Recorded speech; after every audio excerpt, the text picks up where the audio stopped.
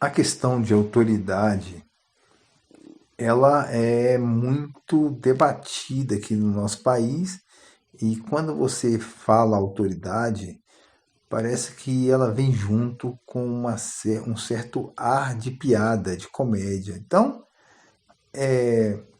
muito também se comenta a respeito da falta de autoridade que a segurança, os elementos da segurança privada têm no exercício das suas funções. Eu diria que essa falta de autoridade não é exclusividade da segurança privada. Se você parar para pensar, você vai ver que, mesmo com atribuições fortes de autoridade, várias entidades elas titubeam na hora de ação, de manter uma ação, na hora de fazer valer a sua autoridade para desempenhar bem a sua função, a função que lhe é dada constitucionalmente ou legalmente. Como exemplo aí, você vai ver o Exército Brasileiro, por exemplo, quantas vezes o Exército, diante de uma provocação, diante de um enfrentamento, ele baixou a guarda e não fez valer a sua autoridade. Por outro lado, o presidente da República, quantos presidentes o Brasil já teve, quantos presidentes já, quando são batidos de frente, quando tem uma colisão de interesses em que a sua autoridade resolveria esses interesses, esse presidente não recuou. A polícia, em nível federal, Polícia Rodoviária Federal, em nível estadual, as PMs e polícias civis, e municipais, as guardas municipais. Quantas vezes essas entidades já não recuaram quando, na verdade, deveriam fazer valer a sua autoridade e resolver o problema que ali foi posto? Ora, inúmeras vezes a gente observa isso. Basta assistir os noticiários, basta olhar no YouTube.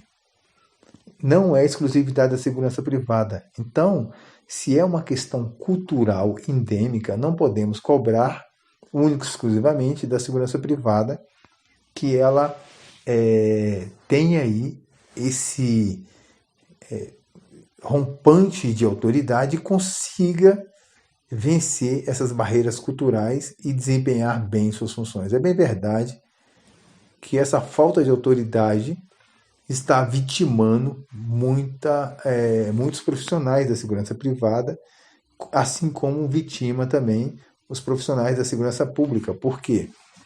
Por falta de autoridade vem junto a falta de ação. Você titubia e você não consegue colocar a energia suficiente para conter aquele mal logo no início. Então, o que a gente assiste é uma enxurrada de profissionais morrendo, profissionais da segurança morrendo, porque houve uma reação ali mais rápida do agressor e ele conseguiu êxito sobre a segurança, porque a segurança ela está sempre com o pé atrás, com medo do que vão dizer dela. Mas isso, o que vão dizer dela é como nós já dissemos, é fruto histórico. Veja só, a segurança privada ela tem amparo para agir, ela tem a autoridade dela está sedimentada em algum instrumento normativo. Se você olhar lá no artigo 5º da Constituição Federal, inciso 66, por ali, você vai ver que toda profissão regulamentada, ela é garantida pela Constituição. Ora, se no artigo 5º da Constituição dá essa base para todas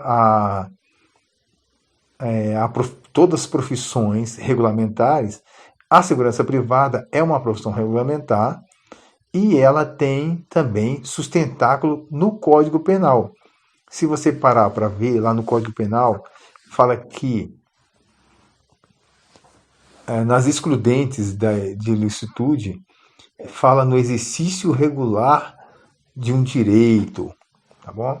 Ou exercício regular da profissão, ela dá essa excludente, não há crime quando você age aí com o, de, com o dever de legítima defesa, proteção da pessoa, proteção da sua vida ou proteção de outrem. Então, aí você também desce um pouquinho mais, vai para a portaria 3233 da Polícia Federal, e lá na portaria ele fala exatamente quais são as atribuições da segurança privada, que a segurança privada tem o dever de, dentro do circuito que lhe é posto para trabalho, dentro das suas atribuições, ela pode fazer valer os seus direitos e a sua missão ali dentro do seu estabelecimento de trabalho, inclusive com direito à proteção de vidas, de pessoas e de bens. Aí eu te pergunto, com tudo isso, com todo esse amparato judicial, por que a segurança privada não age? Porque nós temos no Brasil essa cultura do agressor. E assim, todo mundo que tem autoridade, todo ente, seja público ou privado, que detém autoridade, ele carrega um munus, ou seja, ele carrega um ônus, tá bom? Então, esse ônus, ele pesa, é um fardo que a segurança privada vem se arrastando com ele nas costas e isso vem vitimando muitas pessoas. Veja só, é diferente, por exemplo, nos Estados Unidos.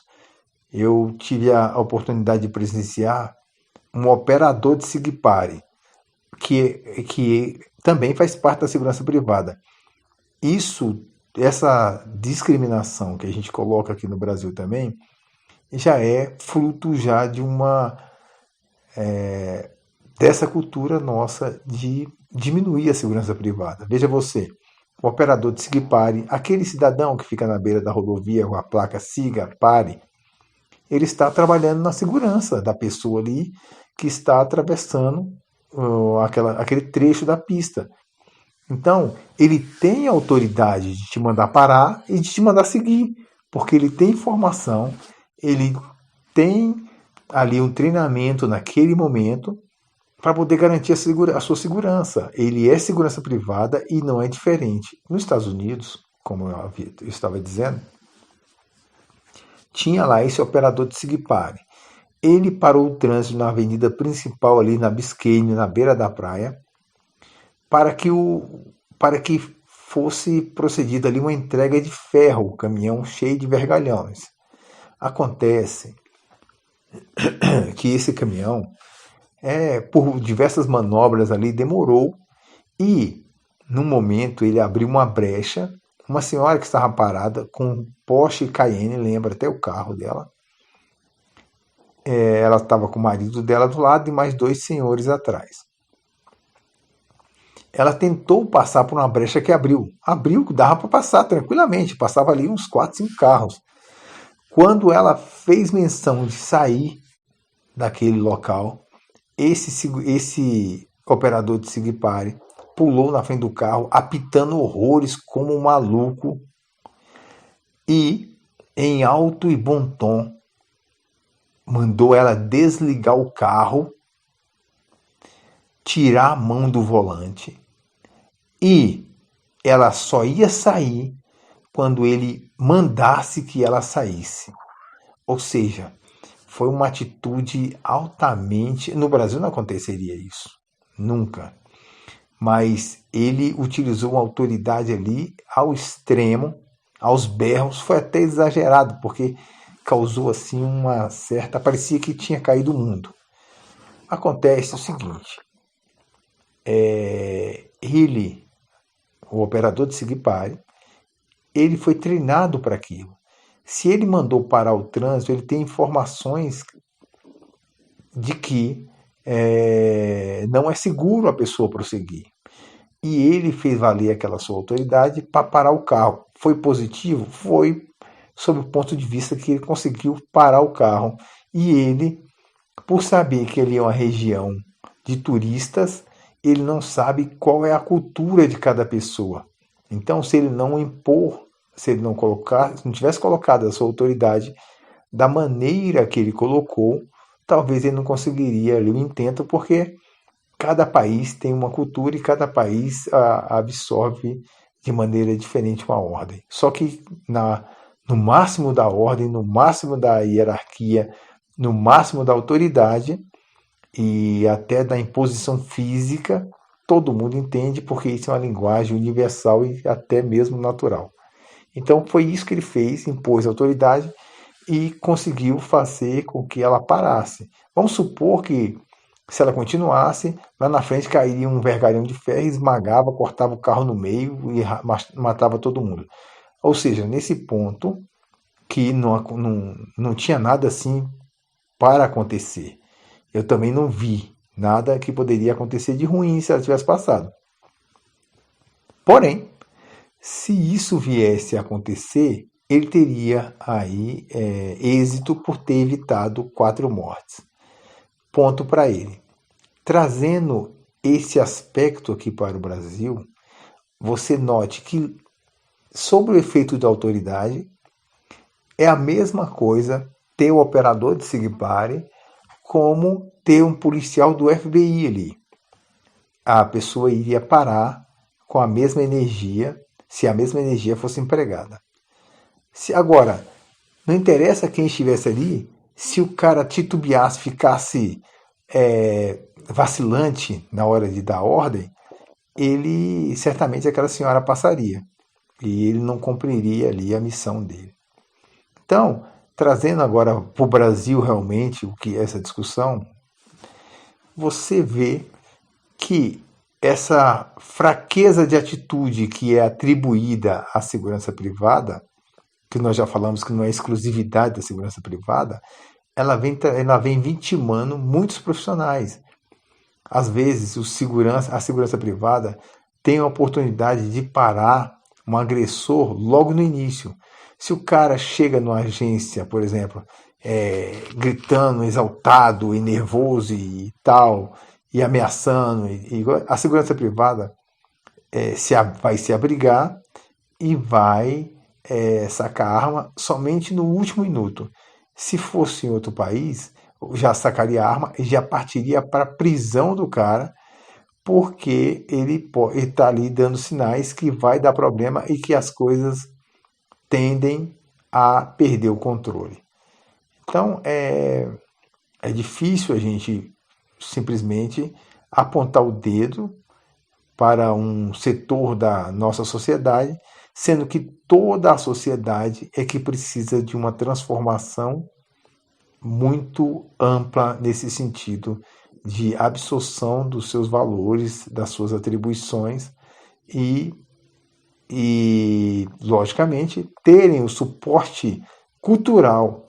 Não adianta nada a segurança privada aí sozinha nesse deserto de procedimentos culturais de segurança, começar a endurecer as coisas e todos caírem nos tribunais da vida aí, e lá nos tribunais não terem uma jurisprudência sólida na direção da segurança privada. Sempre que lá chegar, eles serão vítimas de si mesmos, ou seja, vítimas culturais. Eles sofrerão as sanções, a imposição da lei, e sem nenhuma observância ao princípio aí do exercício regular da sua profissão e exercício regular do direito. Ou seja, eles serão sempre vistos como os opressores, assim como a polícia sempre é vista como opressora. Lógico que existem abusos, e os abusos são o efeito colateral da falta de fiscalização e da falta de cultura nesse sentido.